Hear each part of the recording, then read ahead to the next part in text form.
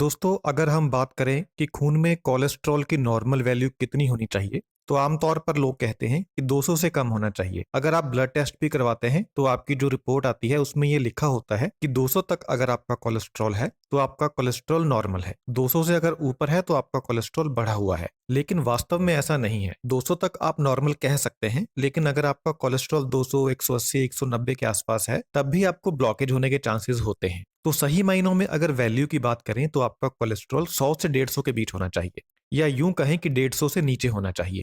अगर आपका कोलेस्ट्रॉल 100 से 150 के बीच में है, तो आपको कभी भी ब्लॉकेज की समस्या नहीं होगी। और अगर इस समय आपका कोलेस्ट्रॉल 200, 250 के आसपास है और आपको लगता है कि आपकी नसों में ब्लॉकेज है, तो अगर आप अपने कोलेस्ट्रॉल की वैल्यू को 150 से नीचे ले आएंगे, तो फिर सबसे पहले तो ये ब्लॉकेज और बढ़ेगी नहीं, जितनी है वहीं पर रुक जाएगी। और अगर आपको इसको लोअर साइड पर ले आएंगे, जैसे 120 के आसपास, तो फिर ये जो ब्लॉकेज है ये कम भी हो सकती है, धीरे धीरे घटनी भी शुरू हो सकती है, कम होनी शुरू हो सकती है।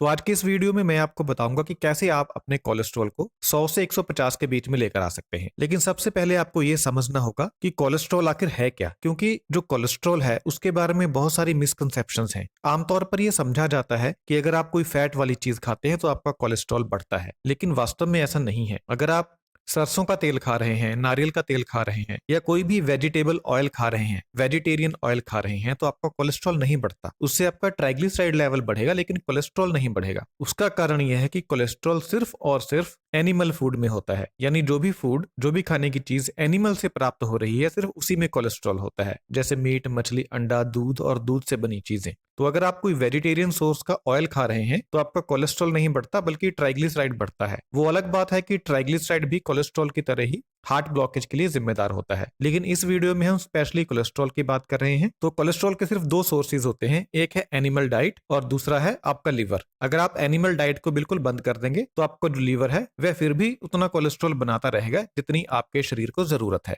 तो इस बात को समझ लीजिए कि सिर्फ आपका लीवर और आप जो एनिमल से आने वाला फूड खाते हैं, सिर्फ उसी में कोलेस्ट्रॉल होता है। तो फैट की अगर बात करें, तो घी, मक्खन वगैरह में कोलेस्ट्रॉल होता है, दूध में होता है, वनस्पति ऑयल में कोलेस्ट्रॉल नहीं होता है। तो अगर डाइट की बात करें कि आपको किस तरह की डाइट खानी चाहिए, तो आपको वेजिटेरियन डाइट खानी चाहिए अगर आप अपना कोलेस्ट्रॉल लेवल 150 से कम करना चाहते हैं। नॉनवेज को बिल्कुल बंद कर दें, मीट, मछली, अंडा बिल्कुल बंद कर दें। अगर आप दूध पीते हैं, तो दूध के ऊपर 2 बार मलाई निकालकर फिर आप उस दूध का सेवन करें, ताकि उस दूध में से फैट निकल जाए। तो उससे उसमें कोलेस्ट्रॉल बहुत कम रह जाएगा, क्योंकि ज्यादातर कोलेस्ट्रॉल मलाई के साथ निकल जाएगा। और मक्खन और घी का सेवन ना करें। वेजिटेरियन ऑयल आप खा सकते हैं अगर आपका ट्राइग्लिसराइड लेवल कंट्रोल में है। तो ये तो होगी डाइट की बात कि आपको सिर्फ वेजिटेरियन डाइट खानी है। अगर आप इतना काम भी करते हैं, तो इसी से आपका कोलेस्ट्रॉल काफी पॉइंट नीचे आ जाता है। इसको और नीचे लाने के लिए मैं आपको कुछ खाने की चीजें बता रहा हूं। अगर आप इन चीजों को अपनी डाइट में शामिल करते हैं, तो आपका कोलेस्ट्रॉल धीरे धीरे करके 150 से नीचे आ जाएगा। तो सबसे पहली चीज जो आपको अपनी डाइट में शामिल करनी है, वह है गार्लिक, लहसुन। लहसुन क्या करता है कि लहसुन खून को पतला करता है और आपके कोलेस्ट्रॉल को नॉर्मल करता है और ब्लड प्रेशर को नॉर्मल करता है। अगर आपका ब्लड प्रेशर कोलेस्ट्रॉल की वजह से हाई है, अगर किसी और कारण की वजह से हाई है, फिर कम नहीं होगा ब्लड प्रेशर। अगर कोलेस्ट्रॉल की वजह से हाई है, तो फिर कम हो जाएगा। तो गार्लिक आपको कैसे खाना है? आपको गार्लिक को चबाकर खाना है, क्योंकि कुछ लोग गार्लिक, लहसुन को साबुत निगल लेते हैं। उससे उसका असर इतना हो नहीं पाता, क्योंकि आपकी बॉडी उसे इतना ज्यादा तोड़ नहीं पाती, कम तोड़ पाती है। तो अगर आप उसे अपने मुंह में ले जाकर एक बार कुचल लेंगे, तो फिर वो डाइजेस्ट ज्यादा होगा, जिससे गार्लिक अपना पूरा असर करेगा और आपके कोलेस्ट्रॉल को कम करने में मदद करेगा। तो आपको 1 से 2 गार्लिक की कलियां सुबह खाली पेट खानी है। अगर आपको चबाने में दिक्कत होती है, क्योंकि गार्लिक बहुत ज्यादा तीखा होता है अगर आप उसे चबाते हैं, तो आप क्या कर सकते हैं कि आप उसे, गार्लिक को 2 कलियों को पीस लें, कूट लें, और फिर आप उसे अपनी दाल सब्जी में मिक्स कर लें। जो कटोरी आप सब्जी खाते हैं उसी में मिक्स कर लें। तो इस तरीके से आप गार्लिक को खा सकते हैं, वह भी उतना ही फायदा करेगा। तो सबसे पहली चीज जो आपको अपनी डाइट में शामिल करनी है, वह है गार्लिक। दूसरी चीज जो आपको अपनी डाइट में शामिल करनी है, वह है ओट्स। ओट्स क्यों कोलेस्ट्रॉल को कम करते हैं? ओट्स में फाइबर की मात्रा अधिक होती है। फाइबर क्या करता है? फाइबर आपकी इंटेस्टाइन में से फालतू कोलेस्ट्रॉल को टॉयलेट के जरिए बाहर निकाल देता है। एग्जाम्पल के लिए मैं आपको समझाता हूं। जैसे आप बर्तन साफ करते हैं, तो आप स्क्रॉच ब्राइट का इस्तेमाल करते हैं बर्तन के ऊपर जमी फैट को निकालने के लिए। इसी प्रकार आपकी इंटेस्टाइन के अंदर, आपकी आंतों के अंदर दीवार के साथ जो फैट चिपक गई है, जो कोलेस्ट्रॉल चिपक गया है, उसे साफ करने के लिए आपको फाइबर खाना पड़ेगा। तो फाइबर जब आपकी आंत के साथ रगड़ खाएगा, तो वह वहां से फैट को निकाल देगा, कोलेस्ट्रॉल को निकाल देगा, और अपने साथ टॉयलेट के जरिए शरीर से बाहर निकाल देगा। तो अगर आप कोलेस्ट्रॉल को कम करना चाहते हैं तो ज्यादा से ज्यादा आपको फाइबर खाना है, और ओट्स में फाइबर की मात्रा बहुत अधिक होती है। तो ओट्स खाने से कोलेस्ट्रॉल कम होता है, एलडीएल कोलेस्ट्रॉल कम होता है, और आपके पेट की सफाई होती है, आंतों की सफाई होती है। तो आपको एक बाउल यानी एक कटोरी ओट्स दिन में एक बार जरूर खाने हैं, या तो नाश्ते में खा लीजिए या फिर आप रात के समय खा सकते हैं। इसका आप दलिया बनाकर खा सकते हैं।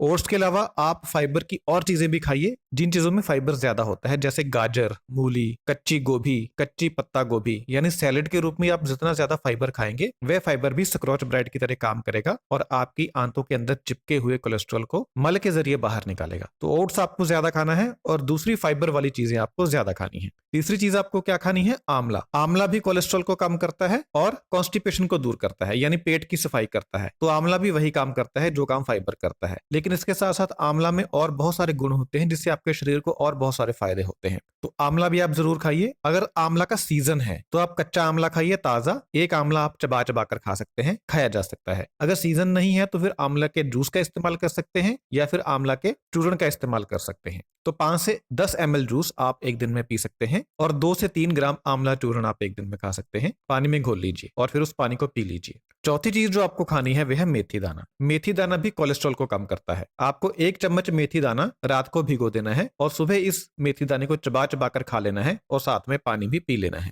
मेथी दाना भी आपके डाइजेस्टिव सिस्टम को भी बढ़िया बनाता है, आपके लीवर को भी तंदुरुस्त करता है, लीवर को क्लीन करता है, डिटॉक्स करता है और आपके रेस्पिरेटरी सिस्टम को सही करता है, यानी श्वसन तंत्र को सही करता है। तो ये मेथी दाना के एक्स्ट्रा बेनिफिट है, लेकिन इस वीडियो में हम जो डिस्कस कर रहे हैं वह है कोलेस्ट्रॉल को कम करना। तो इन 4 चीजों को आप अपने डाइट में शामिल कीजिए। वेजिटेरियन फूड खाइए, फाइबर का इस्तेमाल ज्यादा कीजिए और सैर कीजिए। सैर करने से क्या होगा कि बुरा कोलेस्ट्रॉल तो आपका कम होता ही है, अच्छा कोलेस्ट्रॉल आपका बढ़ता है, जिसे एचडीएल बोलते हैं। एचडीएल आपके खून में जितना ज्यादा होगा आपको हार्ट अटैक का खतरा उतना ही ज्यादा कम होगा और नसों की ब्लॉकेज इससे कम होती है अगर एचडीएल कोलेस्ट्रॉल आपका ज्यादा है।